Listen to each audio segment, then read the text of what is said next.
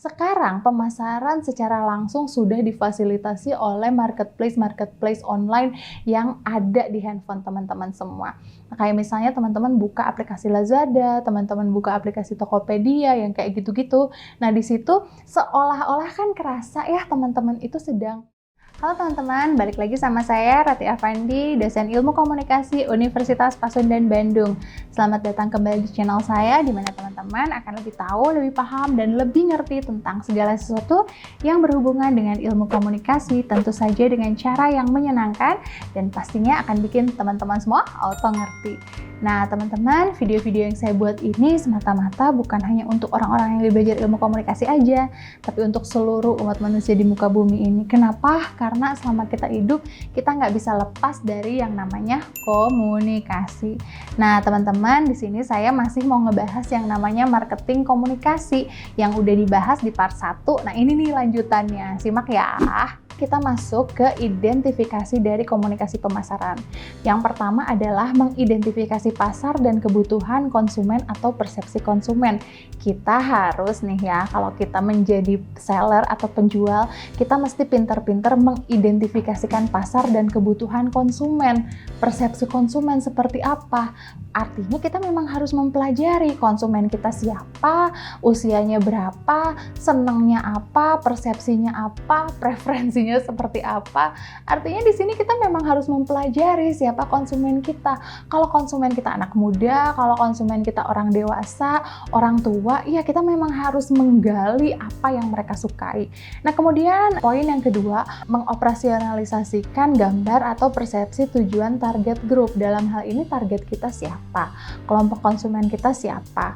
Kemudian selanjutnya adalah mengevaluasi sejumlah perilaku yang tergambar yang diyakini dapat mencapai tujuan. Kalau misalnya konsumen kita para hijabers ya, berarti kita memang harus mengevaluasi produk-produk yang mau kita jual caranya kayak gimana. Nah kemudian poin selanjutnya, strategi mempromosikan sebuah produk atau perusahaan merupakan strategi pembangunan atribut yang akan dan terus dikenal oleh konsumen. Balik lagi ke image of the product. Kalau image kita udah baik, kita memang harus bisa mempertahankan image produk kita secara konsisten. Oke, nah di sini ada model komunikasi pemasaran ya teman-teman, lihat ada sumber, kemudian decoding, lalu transmisi, kemudian encoding sampai tindakan. Sebetulnya ini seperti lingkaran yang terus muter-muter ya. Kita lihat aja nih ya, sumbernya perusahaan, kemudian decoding atau menyampaikan pesannya melalui apa? Bisa melalui agensi iklan, tenaga penjualan, personal selling, promotion, PR, sampai direct selling yang tadi kita bahas. Nah kemudian transmissionnya apa? Bisa jadi radio, surat kabar, TV, spanduk, baligo, online marketing, dan lain sebagainya. Kemudian encodingnya seperti apa? Responnya seperti apa? Sampai tindakan konsumennya seperti apa? Nah, kalau di kelas saya kemarin ada yang nanya, Miss kalau misalnya baligo itu masih berlaku nggak sih zaman sekarang? Masih banget yang namanya baligo itu saya lihat sih berdasarkan observasi lapangan saya, masih sangat-sangat berlaku. Karena yang namanya baligo itu terpampang nyata, gede banget di jalanan, suka nggak suka kita pasti lihat, dan itu tidak memerlukan biaya dari kita sebagai konsumen untuk melihatnya. Jadi ya baligo masih sih ya, masih digunakan. Kalau bicara respon, kita bisa lihat ada dua respon yang mungkin bisa terjadi dalam komunikasi pemasaran.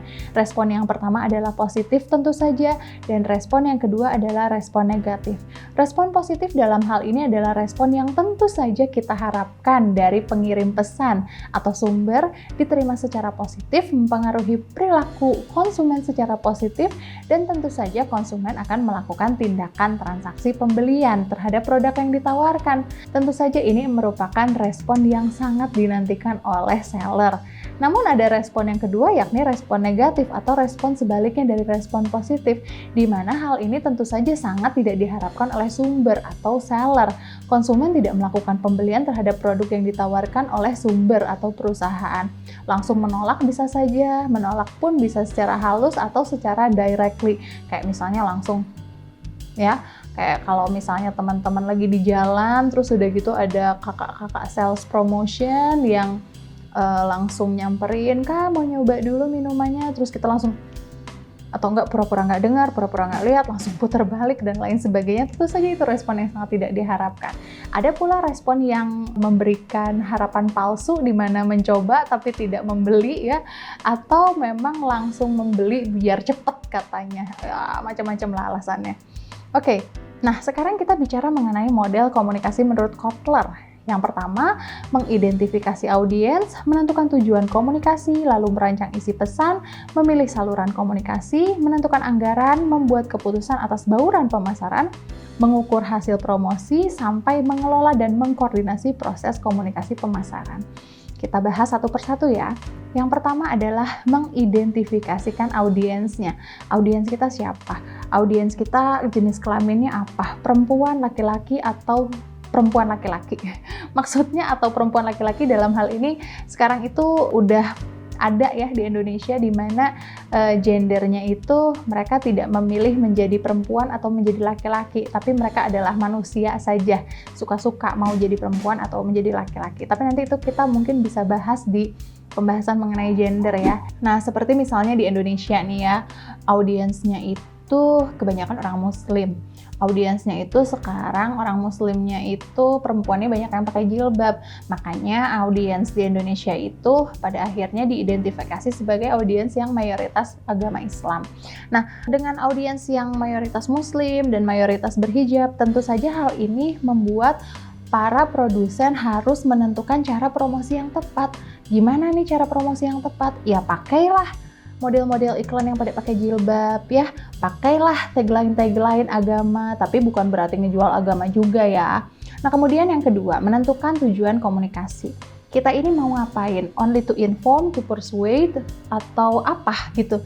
Jadi kita memang harus menentukan dulu pesan ini disampaikan untuk apa. Hanya untuk kampanye, hanya untuk mengingatkan, atau apa?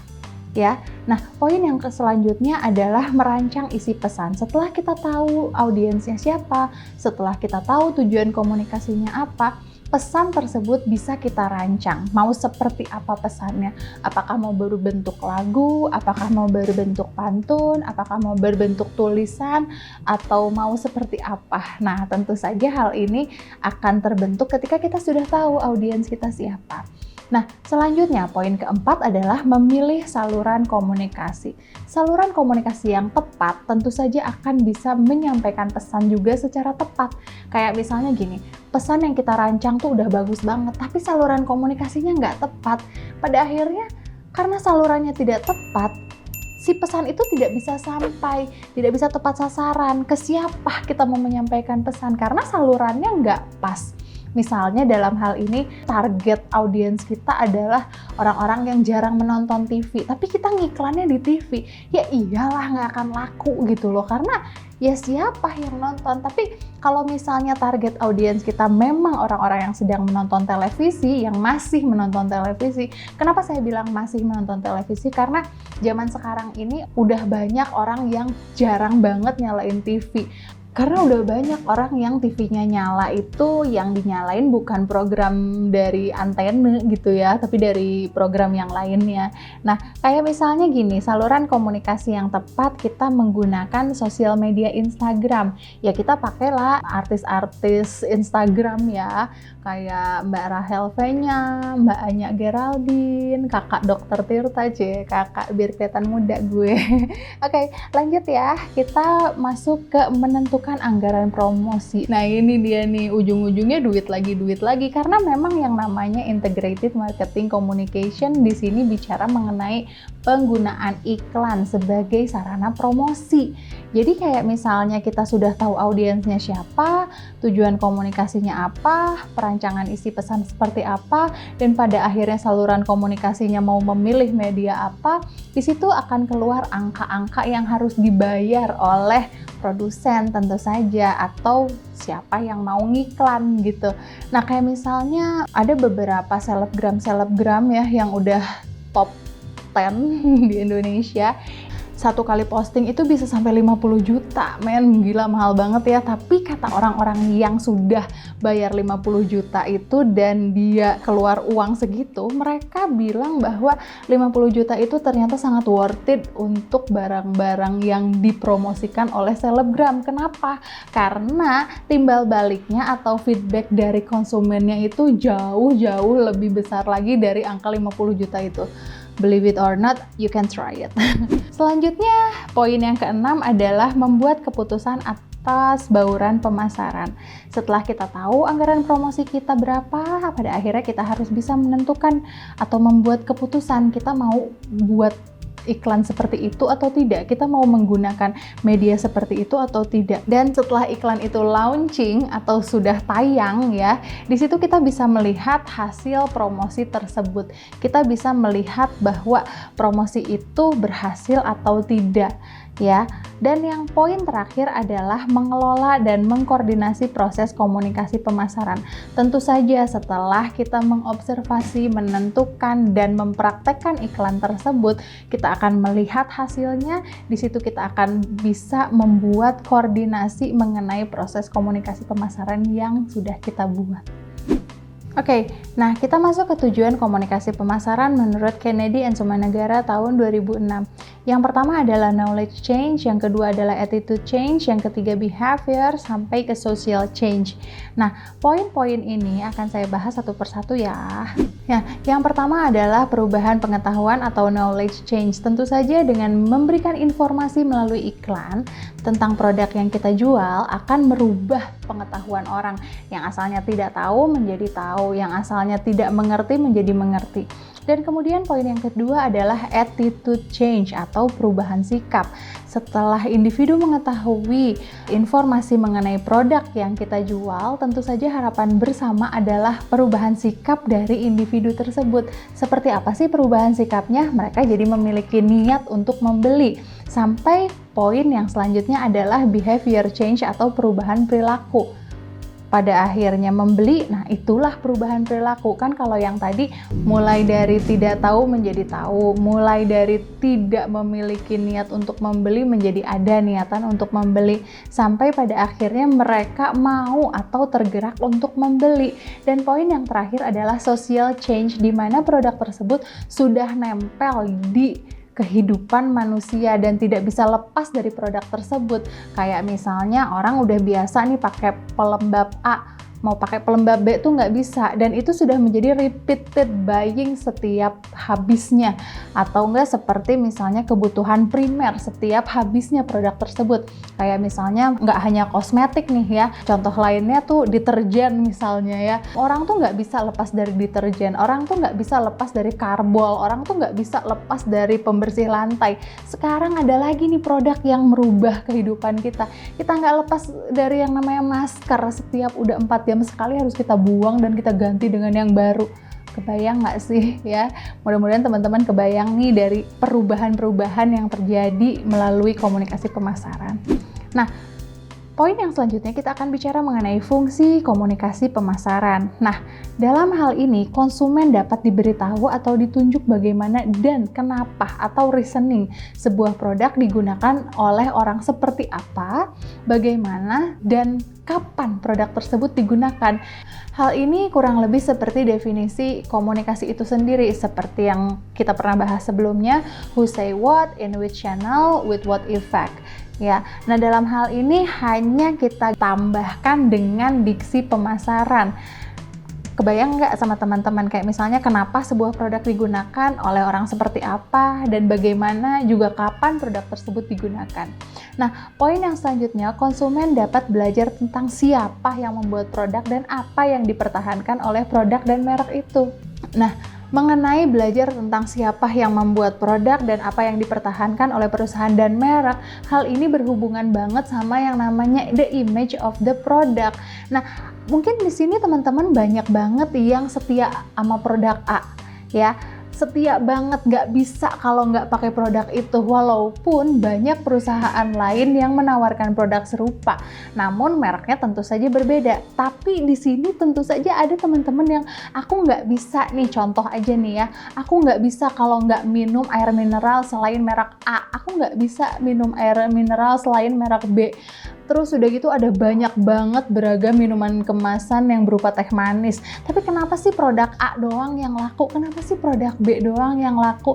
Sampai produk-produk C, D, E, F, G, H itu akhirnya tenggelam karena nggak bisa bersaing dengan produk-produk senior, atau malah produk baru mengalahkan produk senior. Nah, kemudian poin yang selanjutnya adalah konsumen dapat diberikan satu insentif atau imbalan untuk percobaan atau penggunaan suatu produk. Nah, ini kaitannya dengan yang namanya promotion, dimana mungkin teman-teman pernah mengalami yang namanya buy one get one, buy two get one, dan lain sebagainya, dan hal tersebut merupakan insentif untuk kita sebagai konsumen. Ya, lanjut. Di sini ada gambar ya, rancangan komunikasi pemasaran di mana ada tujuan, target, budget yang terus berputar. Kita sudah menentukan tujuan, ujung-ujungnya kita menentukan target market kita siapa, kemana, bagaimana caranya, budgetingnya seperti apa, budget sudah keluar, angkanya akan berhubungan dengan tujuan dari komunikasi pemasaran kita, mau ngejualkah, mau menginformasi sajakah, atau mempertahankan image produk, dan terus muter ya. Nah, makanya dalam hal ini kita lihat iklan ini merupakan komunikasi non-personal karena dilakukan oleh model, tentu saja dilakukan menggunakan media tentu saja untuk mempresentasikan secara singkat ya. Sebetulnya iklan itu sedang mempresentasikan produk. Kalau disadari sama teman-teman, mereka tuh lagi promosi, mereka tuh lagi presentasi sebetulnya. Oke, gimana? Udah pada ngerti kan? Kalau misalnya teman-teman masih bingung, masih penasaran, silahkan isi kolom komentar di bawah. Jangan pernah lupa like, share, dan subscribe video-video dari saya. Nah, jangan lupa buat nyimak video lanjutan dari marketing komunikasi yang tadi saya bahas ya. See you!